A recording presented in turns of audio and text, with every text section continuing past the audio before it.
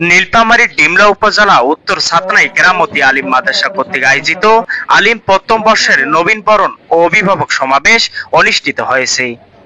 এতে প্রধান আলোচক হিসেবে বক্তব্য পেশ করেন নীলফামারী জেলা জামাত ইসলামীর আমির ও নীলফামারী ১ ডোমার ডিমলা আসন্ন জাতীয় সংসদ সদস্য পদপ্রার্থী অধ্যক্ষ মাওলানা আব্দুস সাত্তার।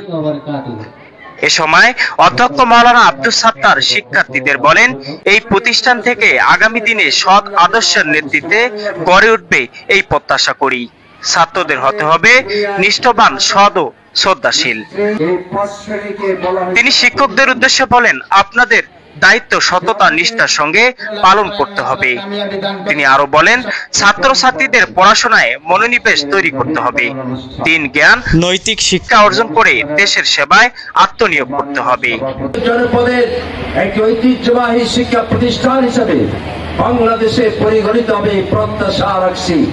এলাকার মানুষ যে উচ্ছ্বসিতভাবে অধ্যক্ষ মহোদয় সহ কমিটি বৃন্দ, শিক্ষক মন্ডলী আন্তরিকতার সাথে কাজ করছেন। আমরা দৃঢ়ভাবে বিশ্বাস করি ইনশাআল্লাহ আপনারা উদ্দেশ্য লক্ষ্য আপনাদের হাসিল হবে। অসংখ্য ছাত্রছাত্রী, প্রায় ১৩০০ ছাত্রছাত্রী এই শিক্ষা প্রতিষ্ঠানে পড়াশোনা করছে। ঘর দরজার অভাবে অনেক সময় গাছের তলায় বৃষ্টির দিনেও বই পুস্তক ভিজে যায়, ক্লাস নিতে অসুবিধা হয়।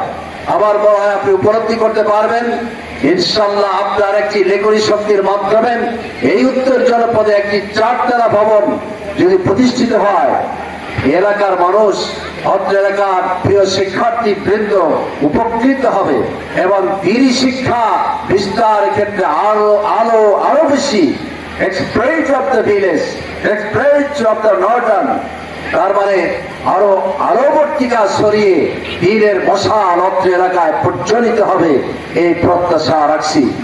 পরে অধ্যক্ষ মাওলানা আব্দুস সাত্তারের হাতে কেস তুলে দেন অত্র প্রতিষ্ঠানের অধ্যক্ষ মামুনুর রশিদ ও ডিমলা উপজেলা জামাত ইসলামীর আমির অধ্যাপক মাওলানা মজিবুর রহমান।